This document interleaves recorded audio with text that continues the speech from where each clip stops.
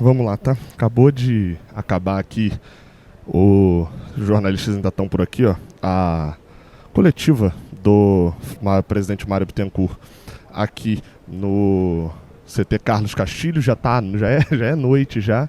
A gente já tá com as 5 para as 6.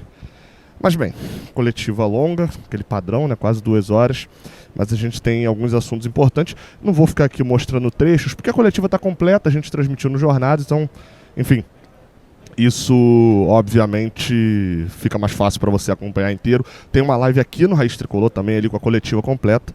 Vou destacar os pontos que eu achei mais importantes. Se você quiser deixar um like aqui embaixo, você pode deixar. Se você quiser se inscrever aqui no canal também, isso ajuda bastante. E claro, sempre ative o sininho. Vamos lá, as respostas e perguntas aqui que mais me chamaram a atenção. Eu não vou em ordem cronológica, eu vou considerar que só a primeira, a minha pergunta, né? Que é algo que a gente comentou por várias vezes sobre questão de soberba do Fluminense. O teor, né? Para não ir direto com uma pergunta, o teor, o Mário pediu para fazer um pronunciamento no início e você pega ali nas primeiras respostas, é um teor de cabeça um pouco mais baixa, de queixo um pouco mais baixo do que às vezes é o habitual. A impressão que eu tive é que essa coletiva não foi marcada para poder debater com o torcedor e falar, olha, o que a gente está fazendo é tudo certo e a torcida está errada de reclamar por causa disso, disso, disso e disso. Em alguns casos foi feito isso. Mas a impressão que eu tive é que a imagem que quis ser passada foi por uma frasezinha que foi dita ali no meio. A gente pede desculpa ao torcedor pelo desempenho do ano. Essa frase foi bem calculadamente colocada ali pelo meio da entrevista. Mas, enfim, e parte do torcedor precisar tanto ouvir esse tipo de coisa envolve dentro da pergunta que eu fiz, né, sobre a questão de soberba. Só que é o padrão que a gente já conhece. É um padrão de, por exemplo, na minha pergunta eu perguntei se houve soberba no Fluminense ao longo de 2024, e aí a resposta é não houve soberba. Teve orgulho. Um orgulho e uma manutenção de 2023, do orgulho do que conquistou em 2023, e ficou querendo repetir 2023 até, segundo ele, 3 meses atrás esse problema foi resolvido. Se a gente fizer as contas, a gente sabe o que aconteceu 3 meses atrás, o corte na demissão do Fernando Diniz. Não que o Fernando Diniz era o único problema, mas é um corte também. De fato, foi ali, acho que foi o entendimento de que 2023 acabou. Ou seja, não é soberba, mas é um orgulho daquilo que conquistou. Outras palavras, né? Bem como também uma pergunta lá atrás, que tinha tido, que eu achei, também na hora eu dei uma risadinha também, que foi sobre uma pergunta ali na história sobre erro de planejamento dentro do ano. Você acredita que houve um erro de planejamento? E aí também houve a resposta. Não vou chamar de erro de planejamento, não houve erro. Eu vou chamar de decisão que depois não se mostrou certa. Eu até entendo a lógica de dizer que naquele momento aquilo se apresentava como a melhor opção. Mas os erros também. Nem todo mundo erra achando que está escolhendo. Erro não é só quando você escolhe a pior opção porque você sabe que escolheu a pior opção. Né? Erros acontecem porque você ficou desatento, seu julgamento na tua escolha acabou tendo algum tipo de falha ali. Você não percebeu, como por exemplo o planejamento das contratações do ano teve um erro porque o Fluminense não percebeu algo que ele até diz no final, de que 2023 e agora no caso 2024, mais especificamente 2023 foi o auge e o 2024 seria uma queda muito brusca de alguns jogadores, teria-se muita dificuldade. Inclusive ele foi perguntado sobre renovação de Marcelo e Felipe Melo e falou que não fala disso até dezembro. Acho que isso só vai ser discutido em dezembro, com o jogador, internamente, com a torcida. Então foi essa falha, esse erro mesmo na análise. Faltou contabilizar isso. Talvez por conta do orgulho da conquista de 2023, o queixo lá em cima, que gera soberba de achar que tudo que vai fazer vai dar certo. Só que uma hora não dá certo. E aí a hora que não dá certo, se você faz muita coisa baseada nisso, como foi a montagem do elenco, a escolha de voltar mais cedo, eu tive uma impressão, apesar do Mário Bittencourt nitidamente ter uma gratidão ao Diniz e não querer ficar botando as coisas na conta diretamente do Diniz, muita coisa indiretamente foi para conta do Diniz nessa coletiva. Os 3 meses, como eu falei, do rompimento com 2023, a questão da escolha lá do início do ano de voltar mais cedo, de que tinha uma avaliação a respeito das férias dos jogadores, os jogadores ficaram muito relaxados nas férias, aí talvez, mais uma vez, a gente vai voltar e vai conquistar tudo, e isso é reforçado por conta da Recopa. A gente volta mais cedo, ganha a Recopa, pô, o queixo tá lá no alto, tudo que a gente faz dá certo. E aí quando dá errado, meu amigo, é difícil o soberbo, né, entender essa situação. Outras questões que foram abordadas, tá? Ele defendeu o Mano Menezes baseado em números do Brasileirão, claramente uma pergunta que ele estava preparado também. E que faz sentido, né, de que se você fizer a conta do período do Mano Menezes no Brasileirão, a gente fez 50% dos pontos, é meio que uma ótica Marcão. O Marcão, quando pegou o time em 2019 na zona de rebaixamento, ele entregou 50% dos pontos e o Fluminense escapou com 2, 3 rodadas de antecedência. Brigou mais até o final. Em 2020, quando o Marcão pegou um time que estava na parte alta da tabela, acho que era sétimo quando o Odair sai, ali corrigindo os pontos que tinha menos, o Marcão entregou o time na 7ª posição, fez 50% dos pontos, que é justamente um percentual de 7ª posição. E da mesma forma que em 2022, como ele assumiu muito cedo e o Fluminense estava um pouco na parte de baixo, esses 50% de pontos resultaram... Em 2020, perdão, tá? Eu falei, em 2020 o Fluminense termina em 5º no Brasileiro, sobe algumas posições.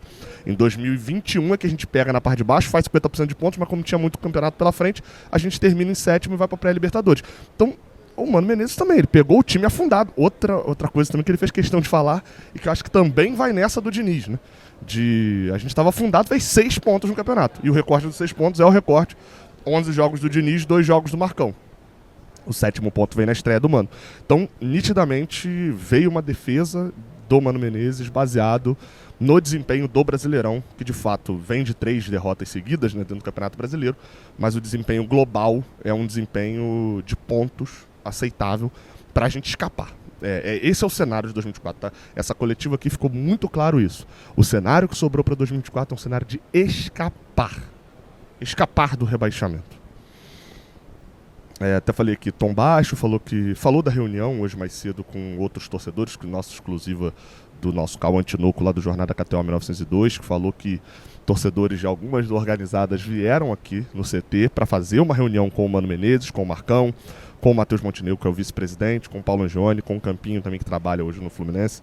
O Mário Bittencourt não estava, disse que não estava por conta de uma dor nas costas, que ele sofreu já ontem, que era para ter tido essa coletiva já ontem, inclusive. Falando por mim, especificamente, ainda bem que não teve, porque senão não chegava a tempo, né? A gente estava voltando de Goiânia. E disse que, enfim, falou que foi produtiva e etc. Bem, vamos lá. Só para poder passar alguns pontos que ficam meio soltos, né? Falou que foi... Essa aqui, eu confesso que ele vai o Fluminense vai tentar meter essa narrativa e beleza, eu não vou ficar insistindo nesse ponto não. Porque ele diz que foi invenção de rede social, quando vem a derrota, a questão da discussão do Fábio com o Mano Menezes. Aí, de fato, foi invenção de rede social, ninguém deu essa notícia.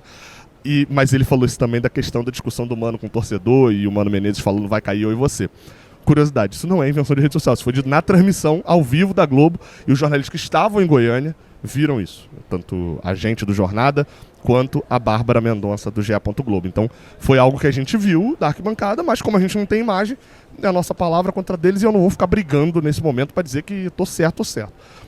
Mas não é invenção de rede social, inclusive não é nem invenção e nem de rede social, porque isso foi falado na transmissão da Globo. Falou também, citou o Fluminense de 2009 para poder falar de sinergia com a torcida. Claramente tinha esse desejo também, a venda muito baixa para o jogo de quinta-feira de ingressos. E o de Fortaleza de 2022 para falar de oscilação. Defendendo a questão do Mano Menezes, não só a questão dos pontos, mas que também o time está passando por um momento de oscilação que é normal. Essa é a análise hoje da direção. Já falei do erro, do planejamento. Claramente o ano foi moldado para a Recopa, isso agora está nítido. Eu já falava isso, mas agora isso está bem nítido na boca do próprio presidente. É uma retórica que me incomoda, desnecessária, de falar que é campeão da Libertadores com o 17º investimento do Brasil, porque não é, deixa eu ver só se está gravando, porque às vezes para de gravar. Não, está gravando ainda. 17º investimento, isso é só retórica. Isso é só retórica, porque o Fluminense não comprou jogador, mas pegou uma série de jogadores e elevou sua folha salarial. Então, não era o 17º investimento. Não gastou contratando no ano passado, mas gastou elevando muito a folha salarial, pegando jogadores que estavam soltos no mercado, pagando, por exemplo, luvas, que é a taxa de transferência para o jogador. Um ponto que me incomodou, porque apesar da tônica ser de pedir desculpa, ele demorou quase 50 minutos de coletiva para pedir desculpa à torcida pelo ano e pediu apoio, né? Falou sobre o John Arias, que o Arias tem direito de ficar chateado na situação toda da não saída dele, mas ele falou, e aí eu acho que ele foi correto nessa. Eu sou o presidente e tenho direito a fazer o que eu fiz, que é não vender o Arias nesse momento. E ele falou, é uma conversa de adultos. Isso me dá a entender de que o atrito foi talvez até maior do que o publicado aí no geral, né? Falou que o Arias deve sair em dezembro, se pintar uma proposta da Europa, e não tem chance dele sair para um time brasileiro, é o acordo que já se tem.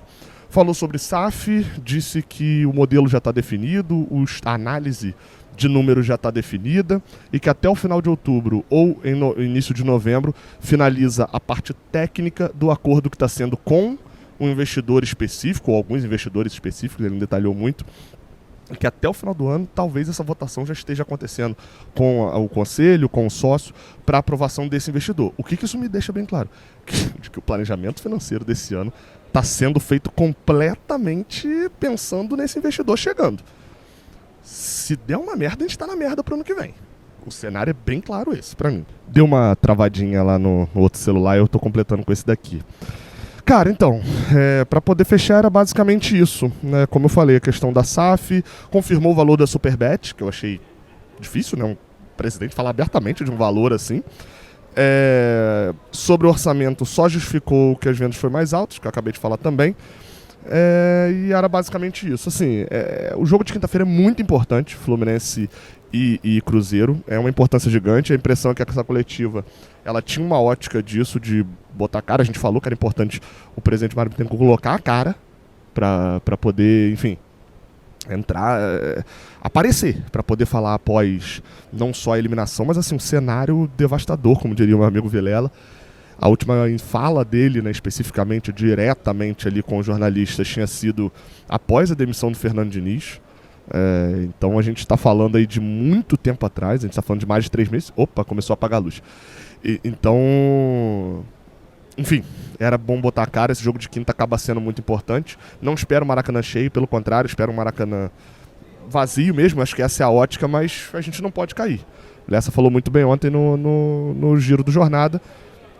A galera acho que não está entendendo o tamanho do rombo, que é se o Fluminense cair e for rebaixado. E aí, nesse momento, meu amigo, não tem mais presidente, não tem mais nada, não.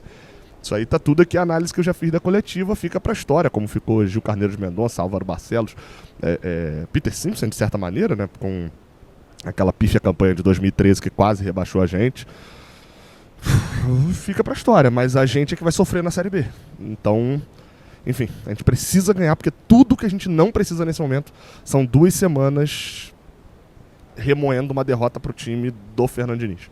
E um monte de gente, alguns, né, maluquinhos falando, ai, é o Diniz! E o Diniz já treinando outro time indo pra Libertadores, e a galera se degladiando se era pra demitir o Diniz ou não, ainda em setembro, e com a gente sendo rebaixado. Enfim, tá? Tamo junto, até a próxima. Valeu.